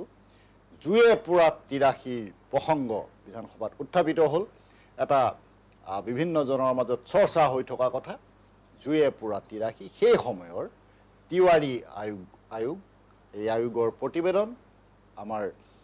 মেহতা আয়োগৰ প্ৰতিবেদন, এনেধৰণৰ প্ৰতিবেদনসমূহ বিধানসভাত উত্থাপনৰ এটা প্ৰসংগ আহিছে। এই লৈ বহু বিতৰ্কৰ সৃষ্টি হৈ আছে। বিভিন্নজনে বিভিন্ন প্ৰতিক্ৰিয়া প্ৰকাশ কৰিছে। এগৰাকী সাংবাদিকৰ দৃষ্টিৰে আপুনি কি ক'ব? নহয়, এতিয়া আপুনি কোৱাৰ দৰে এতিয়া ইয়াৰ প্ৰাথমিক বিতৰ্কটোৱে হৈছে যে এই প্ৰতিবেদনসমূহ ইতিমধ্যে এবাৰ হৈছিল নেকি বিধানসভাত? এনে প্ৰশ্ন হয়, কিছুমানৰ মতে হৈছিল, কিছুমানৰ মতে হোৱা নাই, আকৌ মানে কিছুমানৰ মতে এনে দাখিলহে হৈছিল, বিধায়কসকলক দিয়া হোৱা নাছিল, কিছুমানৰ মতে নাই বিধায়কৰ হাততো পাইছে। দুই এক সাংবাদিকে সামাজিক মাধ্যমতো কৈছে যে আমাৰ হাততে আছে, আমি পঢ়িছোঁ, ফটোও দি দিছে। গতিকে তাৰ মানে সমান্তৰালভাৱে গতিকে এইটো প্ৰশ্ন উঠিছে যে এবাৰ দাখিল কৰা প্ৰতিবেদন আৰু কিয় দাখিল কৰিব লগা হ'ল? গতিকে এইটো এটা মানে বৰ অস্বস্তিকৰ বিষয় হৈছে। কিন্তু মোৰ দৃষ্টিত যদি এবাৰ দাখিল কৰা হৈছিল, কিন্তু সেই প্ৰতিবেদনসমূহ খুব এটা মানে ৰাজহুৱা নহ'ল বা নতুন প্ৰজন্মই সেই বস্তুটো পোৱা নাই। গতিকে মোৰ মতে তাৰ প্ৰতিবেদনখিনি আকৌ এবাৰ ৰাজহুৱা কৰাটো মোৰ মতে একো বেয়া নহয়, কাৰণ বিষয়টো যিহেতু অতি গভীৰ আৰু অসমৰ এটা জীৱন মৰণ সমস্যাৰ জড়িত থকা এটা মানে মিয়া ভাৰ্চেছ খিলঞ্জীয়া ধৰণৰ এটা সংঘাত আছিল এই সংঘাতটো। গতিকে যদি প্ৰতিবেদন দুখন এবাৰ দাখিল কৰা হৈছিল, কিন্তু সেইবাৰ জনগণৰ ওচৰত নাপালে জনপ্ৰতিনিধিসকলৰ জৰিয়তে বা সংবাদ মাধ্যমৰ জৰিয়তে, তেনেহ'লে আৰু এবাৰ যদি আইনগত বাধা নাই তেতিয়াহ'লে প্ৰকাশ হোৱাটো মোৰ মতে বাঞ্ছনীয়। আৰু কিন্তু কথাটো হ'ল কি যে প্ৰতিবেদনত আছে কি? যদি অকল মানে ৮৩ 18 ফেব্ৰুৱাৰীৰ দিনটোৰ ঘটনাক্ৰমক লৈ প্ৰতিবেদনখন প্ৰস্তুত কৰা হৈছে, সেইটো কিন্তু গ্ৰহণযোগ্য নহয়। কাৰণ সেই নেলিকান্তৰ এটা পটভূমি আছে, দীৰ্ঘকাল ধৰি তাত প্ৰব্ৰজনকাৰীসকলৰ দ্বাৰা খিলঞ্জীয়া মানুহসকলৰ ওপৰত এটা ভয়ানক অত্যাচাৰ চলি আহিছিল। সেই কথা ৰবীন্দ্ৰ চৌধুৰী, উমান শৰ্মা ইত্যাদি বিশিষ্ট লোকসকলে কৈ বা লিখি গৈছে তাত। আৰু সেনেকুৱা এটা সময়ত মানে সেই দীৰ্ঘকালীন অত্যাচাৰৰ পৰিণতিত এটা মানে হঠাৎ এটা জুই জ্বলি উঠাৰ দৰে নেলিকান্ত হোৱা বুলি মানে তথ্য সমৃদ্ধভাৱে বিশেষকৈ ৰবীন্দ্ৰ চৌধুৰীয়ে লিখি থৈ গৈছে তেওঁৰ অসমৰ অস্তিত্বৰ গভীৰতম সংকট কিতাপখনত। গতিকে প্ৰতিবেদনে সেই বিষয়বিলাক সামৰিছে নে নাই, যে একজেক্টলি মানে নেলিকান্ত সংঘটিত হোৱা দিনটোৰ আগত কি ঘটিছিল, আগৰ দিনবিলাকত, আগৰ মাহ, আগৰ বছৰবিলাকত পূৰ্বৰ পৰিক্ৰমা কি আছিল। যদি সেইটো সামৰি লোৱা নাই, তেতিয়াহ'লে কিন্তু এই প্ৰতিবেদন মানে আংশিক বা অসম্পূৰ্ণ বা গ্ৰহণযোগ্য নহয়। আৰু যদি সামৰি লৈছে আৰু অসমৰ খিলঞ্জীয়াৰ মানে অস্তিত্বৰ প্ৰতি যি ভাবুকি আহিছে, সেই ভাবুকিৰ কথাখিনি যদি প্ৰতিফলিত হৈছে, তেতিয়াহ'লে এই প্ৰতিবেদন গ্ৰহণযোগ্য হ'ব পাৰে খিলঞ্জীয়াৰ ৰাইজৰ মাজত। সমান ডাঙৰ এক ধন্যবাদ জনাইছোঁ। মই এটা কথা ক'ব বিচাৰোঁ যে এই যি প্ৰতিবেদন মাননীয় মুখ্যমন্ত্ৰী ডাঙৰে পুনৰ দাখিল কৰিবৰ কাৰণে তেওঁ দাখিল কৰিছে, আজি সময়টো লৈ যথেষ্ট এক ডাঙৰ প্ৰশ্ন হৈছে। এই প্ৰতিবেদনটো তেওঁ 5 বছৰ আগতে যিদিনাখন তেওঁ মুখ্যমন্ত্ৰী হৈছিলে, তাৰ প্ৰথম অধিৱেশনটো তেওঁ প্ৰতিবেদন দাখিল কৰিব পাৰিলে। আজি এই জুবিন গাৰ্গৰ দৰে এটা ইমান স্পৰ্শকাতৰ এটা যি বাতৰি, এই বাতৰিটো সম্প্ৰচাৰ হৈ থকা সময়ত কি জুবিন গাৰ্গৰ বিষয়টো তল পেলাবৰ কাৰণে এই কমিশ্যনখন আনিব চেষ্টা কৰিছে নেকি? আৰু এটা কথা আপুনি তেনেকৈ ভাবে নেকি? ডেফিনেটলি মইতো এটা এংগল আমি দেখা পাই আছোঁ, কাৰণ বিভিন্ন সময়ত আমি মুখ্যমন্ত্ৰী ঘনিষ্ঠ লোকৰ নাম জুবিন গাৰ্গৰ হত্যাৰ লগত আমি নাম উচ্চাৰণ হোৱা দেখা পাওঁ। তো সেই বস্তুটো মানে যিমান পাৰে লোকৰ মানুহৰ পৰা পাহৰাবলৈ এই তিৱাৰী কমিশ্যনটো পুনৰ মানুহৰ মাজত আনিছে নেকি, আমাৰ সেইটো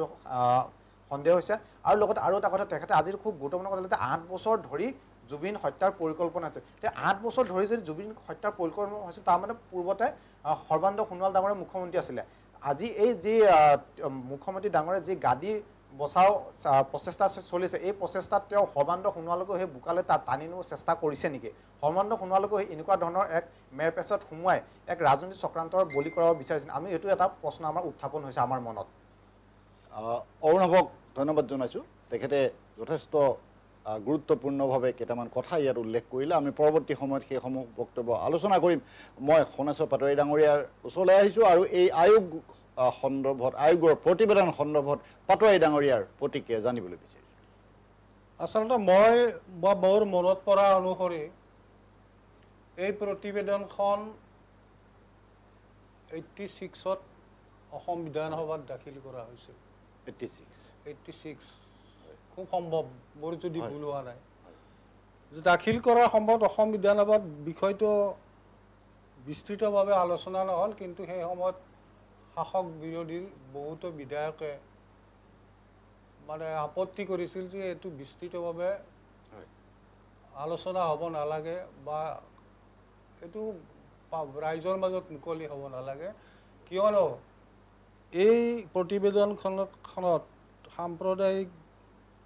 গুণ যে সেইটো আছে সাম্প্ৰদায়িক সংঘৰ্ষ সাম্প্ৰদায়িক মানে বিষবাস্প বিয়পি পৰিব পাৰে গতিকে এই প্ৰতিবেদনখন মানে ৰাজহুৱা হ'ব নালাগে বিধায়কবিলাকে জানক আৰু বিধায়কবিলাকে কপিবোৰ চাওক আৰু এতিয়া যেতিয়া কথাটো ওলাল CPM-ৰ হেমেন দাসে সাংবাদিকে যেতিয়া সোধে তেতিয়া তেওঁ কয় যে প্ৰতিবেদনখন দৃষ্টিপুট হৈছে মোৰ তাতেও আছে লাগে যদি লৈ যাব পাৰা এই কথাটোও তেওঁ কৈছে তাৰমানে আৰু এটা কথা হ'ল প্ৰাক্তন MLA নীলমণি সেনডেকাইও কোনোবা বিধায়কৰ পৰা প্ৰতিবেদনখন নি মানে তেওঁ এখন কিতাপত সংলগ্ন কৰিছে কিছু কথা গতিকে এইটো বিধায়কসকলে পাইছে আলোচনাটো হয়তো নহ'ল কোনোবা ধৰ্মীয় গোষ্ঠীৰ বিৰুদ্ধে যাব বুলি আলোচনাটো নকৰিলে সেইটো খুব ভাল কথা হৈছে যাতে সেই তাৰ বিষয়ে কোনো ধৰ্মীয় গোষ্ঠীক অন্তৰত আঘাত মানে নপৰে সেই কথাটো কৰাৰ কাৰণে যথেষ্ট ভাল কাম হৈছে আমি এই সময়ৰ বিধায়কসকলক আমি সন্মান জনাইছোঁ তাৰ কাৰণে আচ্ছা দ্বিতীয় কাৰণে তেনেহ'লে কিয় এই তেওৱাৰী প্ৰতিবেদনখন প্লেছ কৰিবলৈ বা বিধানসভাত 40 বছৰ পাছত দাঙি ধৰিবলৈ মাননীয় মুখ্যমন্ত্ৰী হিমন্ত বিশ্ব শৰ্মাই ইচ্ছা প্ৰকাশ কৰিলে বা দাঙি ধৰিলে আজি প্লেছ কৰিছে সেইটোৱে মূল প্ৰশ্ন 40 বছৰ আগৰ কথাটো আজি কিয় তেওঁ আনিব খুজিলে এই ইয়াৰ উত্তৰ আমাক লাগে দ্বিতীয় কথাটো হ'ল 86ত যেতিয়া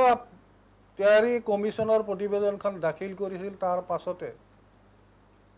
অসম চৰকাৰ গঠন কৰিছিল AGP চৰকাৰে এই তেওৱাৰী প্ৰতিবেদনত 558টা লোকক অভিযুক্ত কৰিছিল যে এইসকলে হত্যা কৰিছে এইসকল এই হত্যাকাণ্ডত জড়িত 558 জন লোকক অভিযুক্ত কৰিছিল তেওৱাৰী কমিছনত কিন্তু তাৎপৰ্যপূৰ্ণ এইটোৱে যে AGP চৰকাৰে এই 558 জন অভিযুক্তক খালাস কৰি দিলে তেওঁলোকৰ ওপৰত কোনো কেছ নচলাও বুলি ঘোষণা কৰি দিলে বা এটা সিদ্ধান্ত ল'লে চৰকাৰে আৰু তেতিয়াৰ পৰা যেহেতু অভিযুক্তসকলক এখন ৰাজ্য চৰকাৰে ৰেহাই দিলে তাৰ পাছত কোনো মানে কাৰ্যকৰী এফেক্ট নহ'ল এই প্ৰতিবেদনখনৰ ৰেহাই দিয়াৰ পাছত সকলো মুকলি হ'ল বা দোষমুক্ত হ'ল তাৰ ভিতৰত যদি নিৰ্দোষ আছিল তেওঁলোকো মুক্ত হ'ল আৰু তাৰ ভিতৰত যদি কোনোবা দোষী আছিল তেওঁলোকো মুক্ত হ'ল গতিকে এই তেওৱাৰী আগৰ কমিছনটো এতিয়া একেবাৰে মানে একেবাৰে আনিব নালাগিছিল নালান ভয় মানে এনে এটা অৱস্থাত আছে সেইটো এখন চৰকাৰে পূৰ্বৰ চৰকাৰে নাকচ কৰিছে পূৰ্বৰ চৰকাৰে তাক অভিযুক্তবোৰক মুক্তি দিছে তেওঁলোকৰ পৰা গোচৰ উঠাই লৈছে গতিকে একেবাৰে অবান্তৰ কথা এটা মুখ্যমন্ত্ৰী ডাঙৰীয়াই কিয় আনিলে তেওঁ কি এই নিৰ্বাচনৰ আগতে ধৰ্মীয় মেৰুকৰণ কৰিব খুজিছে নেকি এইটোৰ দ্বাৰা যে এইটোৰ দ্বাৰা তেওঁ জনাব খুজিছে যে অমুক জনগোষ্ঠীয়ে এওঁলোকক মাৰিছে বা এনেকুৱা এটা তেওঁ ধৰ্মীয় মেৰুকৰণৰ সৃষ্টি কৰিব বিচাৰিছে ভোটৰ আশাত এইটো আমি অনুমান কৰিছোঁ বা আমাৰ সন্দেহ হৈছে এই সন্দেহ মুখ্যমন্ত্ৰী মহোদয়ে বিধানসভাত এই ক্ষেত্ৰত দিবলগীয়া ভাষণত স্পষ্ট কৰক তেতিয়া অসমৰ জনসাধাৰণে বিষয়টো বুজি পাব আৰু যদি তেওঁ ভাষণত স্পষ্ট নকৰে এই বিষয়টো তেনেহ'লে নিশ্চিতভাৱে আমি কম আজি যেনেকৈ জুবিন গাৰ্গৰ বিষয়টো মুখ্যমন্ত্ৰীয়ে মানে এৰাই চলিছে কিছু প্ৰশ্ন ঠিক তেনেদৰে ৰাজনৈতিক লাভালাভৰ আশাত বা ৰাজনৈতিক লাভালাভৰ বাবে ধৰ্মীয় মেৰুকৰণ কৰাৰ ষড়যন্ত্ৰত এই প্ৰতিবেদনখিনি বিধানসভাত দাখিল কৰিছোঁ আমি পৰৱৰ্তী সময় কালি কি হয় এই বিষয়ে যিটো ডিবেট হ'ব এই ডিবেট সময়ত আমি গম পাম যে আসলতে চৰকাৰৰ উদ্দেশ্য কি সম্পূৰ্ণ স্পষ্টভাৱে আমি বুজি পাম পাটোৱাৰী ডাঙৰীয়াক ধন্যবাদ জনাইছোঁ মই পূৰ্বতে এই কথা উল্লেখ কৰিছোঁ এগৰাকী প্ৰাক্তন সাংবাদিক পাটোৱাৰী ডাঙৰীয়া দীৰ্ঘকাল সাংবাদিকতাৰ সেৱাৰে তেখেত জড়িত হৈ আছিলে গতিকে তেখেতে কিছু কথা যুক্তিনিষ্ঠভাৱে ইয়াত উত্থাপন কৰিছে আৰু এই প্ৰসংগতে মই এটা কথা উল্লেখ কৰোঁ এগৰাকী বৰ্তমানৰ জ্যেষ্ঠ সাংবাদিক প্ৰবীণ সাংবাদিক তেখেতৰ শেহতীয়া ফেচবুক পোষ্টত এই অভাজনেও সেই কথা জানিব পাৰিছোঁ তেখেতে ফেচবুক পোষ্টত সেই তিৱাৰী আয়োগৰ প্ৰতিবেদনৰ ফটো কপি মাৰি তেখেতে লিখিছে আৰু এই প্ৰতিবেদনখন বৰ্তমান সময়ত কিয় উত্থাপন কৰা হৈছে বুলিও তেখেতে প্ৰশ্ন তুলিছে মই সাংবাদিকগৰাকীৰ নাম উল্লেখ নকৰোঁ তেখেত যথেষ্ট জ্যেষ্ঠ আৰু নমস্য সাংবাদিক মই আহিছোঁ অচিন্ত শৰ্মা ডাঙৰীয়াৰ ওচৰলৈ আৰু শৰ্মা ডাঙৰীয়াক মই এইখিনিতেই আকৌ সুধিব বিচাৰোঁ যে আজি কিন্তু মুখ্যমন্ত্ৰী ডাঙৰীয়াই কিছুমান কথা কৈছে এই কথাখিনিতো যথেষ্ট ইতিবাচক আপোনাৰ দৃষ্টিৰে কি কয় ফাষ্ট ট্ৰেক আদালত চৰকাৰে বিচাৰিব বুলিও মুখ্যমন্ত্ৰী ডাঙৰীয়াই উল্লেখ কৰিছে কেইবাগৰাকীও 7 গৰাকী সৰ্বমুঠ 7 গৰাকী অভিযুক্ত বৰ্তমান জেলত আছে জেলৰ বতাহ খাই আছে সেই কথাও তেখেতে দোহাৰি কৈছে যে দোষীক শাস্তিৰ বাবে ফাষ্ট ট্ৰেক আদালত বিচাৰিব চৰকাৰে এনেধৰণৰ ইতিবাচক কথাও আছে আপুনি কি নহয় ফাষ্ট ট্ৰেক আদালতটো বিচাৰিবই লাগিব নহ'লেতো এই এনেকুৱা এটা জটিল গোচৰ এই বছৰৰ পিছত বছৰটো বাদে দিয়ক দশকৰ পিছত দশক পাৰ হৈ যাব কাৰণ প্ৰথম নিম্ন আদালত হ'ল উচ্চ ন্যায়ালয় তাৰ পৰা উচ্চতম ন্যায়ালয় আৰু যিখিনি অভিযুক্ত পক্ষটো ধৰক টকা পইচা বা বুদ্ধিবৃত্তিৰে যথেষ্ট শক্তিশালী তেওঁলোকে একদম ভাৰতৰ চতুৰ অধিবক্তা নিয়োগ কৰিব যথেষ্ট যুক্তিৰ জাল তৰিব আইনৰ মেৰপেচৰ সহায় ল'ব গতিকে এতিয়া কথাটো হৈছে কি যে ফাষ্ট ট্ৰেক আদালততো কিমান ফাষ্ট হ'ব সেইটোহে আমাৰ মূল কথা আৰু ফাষ্ট ট্ৰেক আদালতৰ ভাৰ্ডিক্টটো ডেফিনেটলি আকৌ মানে হায়াৰ কোৰ্টত চেলেঞ্জ কৰাৰ স্কোপ থাকিব সেইটো কেনেকৈ কি থাকিব আইনজ্ঞই ভালকৈ জানিব গতিকে আল্টিমেটলি আমি মানসিকভাৱে এটা দীঘলীয়া আইনী যুদ্ধ এখনৰ কাৰণে সাজু হোৱাটো ভাল মানে আমি জনসাধাৰণে যিসকলে ধৰক গোটেই বিষয়টোৰ এটা তাৎকালীন এটা লজিকেল কনক্লুজন বিচাৰিছোঁ আমি কিন্তু যিমান তৎকালে বিচাৰিছোঁ সিমান তৎকালে আহিব যেন মোৰ মনে নধৰে হয় শৰ্মা ডাঙৰীয়াক ধন্যবাদ জনাইছোঁ মই আহিছোঁ অৰুণাভ হাজৰিকাৰ ওচৰলৈ আৰু অৰুণাভক অকণমান আমাৰ মূল প্ৰসংগৰ পৰা আঁতৰি মই এটা প্ৰশ্ন সুধিব বিচাৰোঁ মূল প্ৰসংগৰ পৰা আঁতৰি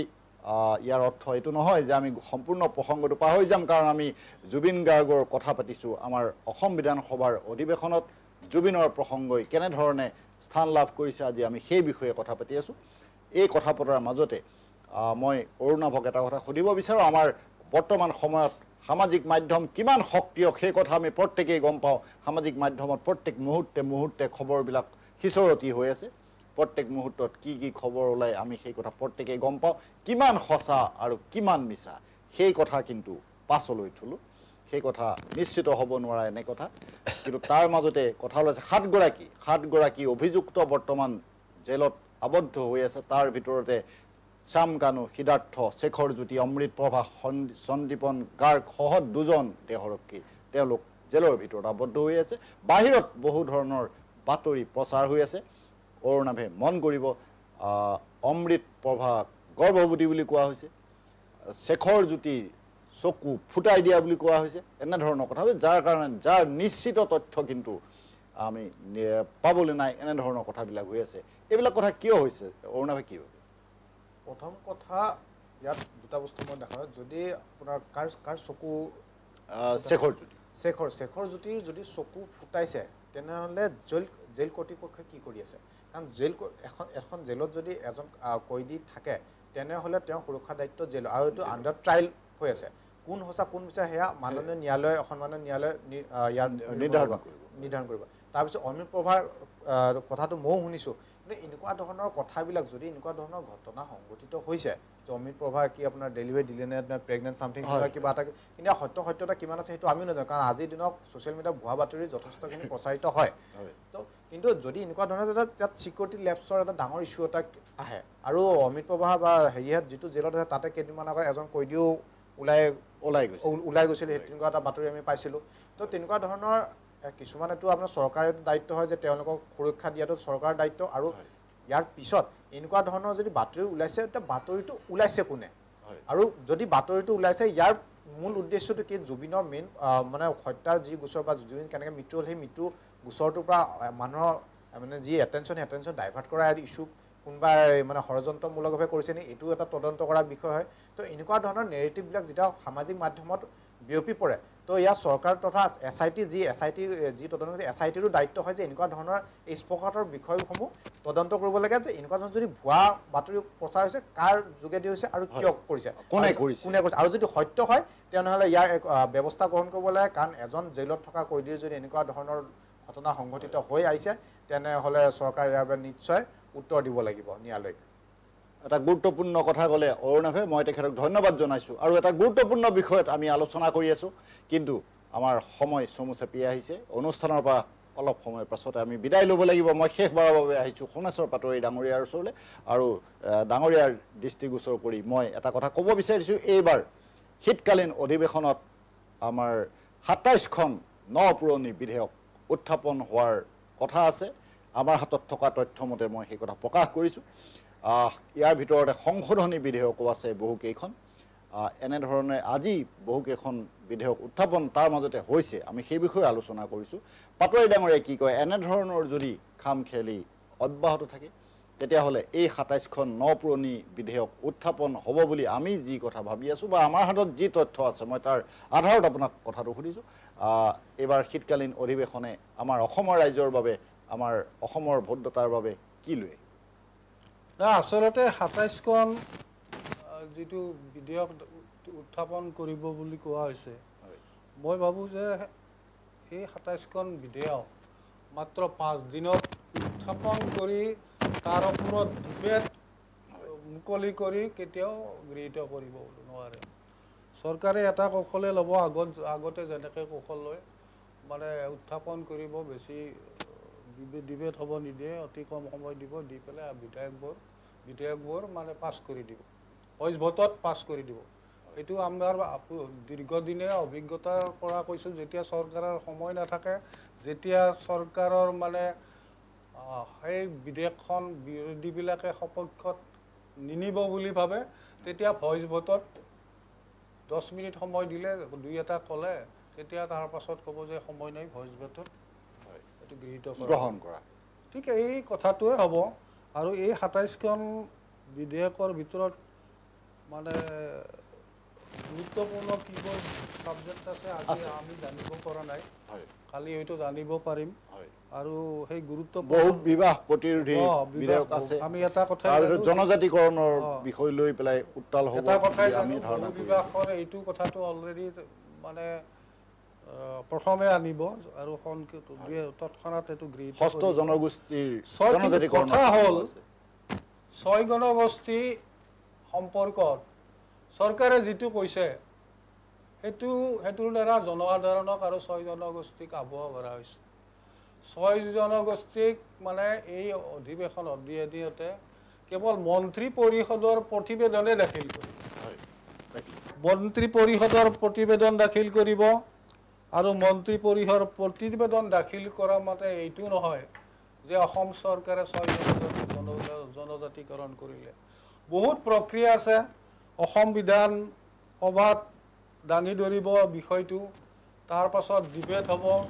ডিবেটৰ পাছত সৰ্বভাৰতীয় ক্ষেত্ৰত এটা মানে কমিটি আছে কমিশন এটা আছে জনজাতি কমিশন বুলি অচিন্ত আমাৰ জানে এই জনজাতীয় কমিশনক নেশ্যনেল লেভেলৰ কমিশনত এইখন গুচি যাব আৰু তাত আপুনি জানে যে এইখন কমিশনটো সম্পূৰ্ণৰূপে ব্যুৰ'ক্ৰেটৰ দ্বাৰা গঠিত দুই এটা কেইটামান জনজাতিৰ প্ৰতিনিধি আছে যদিও ব্যুৰ'ক্ৰেটৰ দ্বাৰা গঠিত গতিকে তাত কিমান দিন পৰিব মানে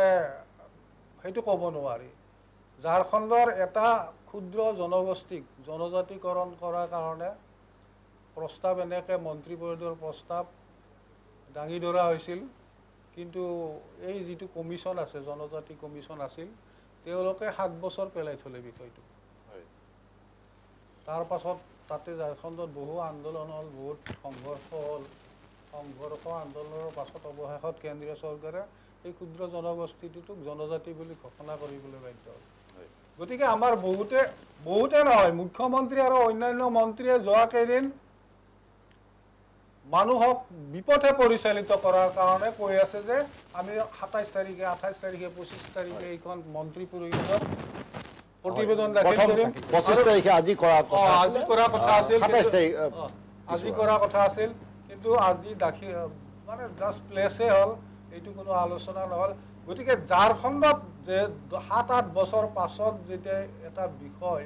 এটা ক্ষুদ্ৰ জনগোষ্ঠীৰ এখন জনজাতিৰ ৰূপে ঘোষণা হ'ল ঠিক তেনে অৱস্থা অসমতো হ'ব তাৰমানে যিবোৰ নিয়ম নীতি চৰকাৰৰ এই নিয়ম নীতিবোৰ ক্ৰছ কৰোঁতে আৰু বহুদিন যাব গতিকে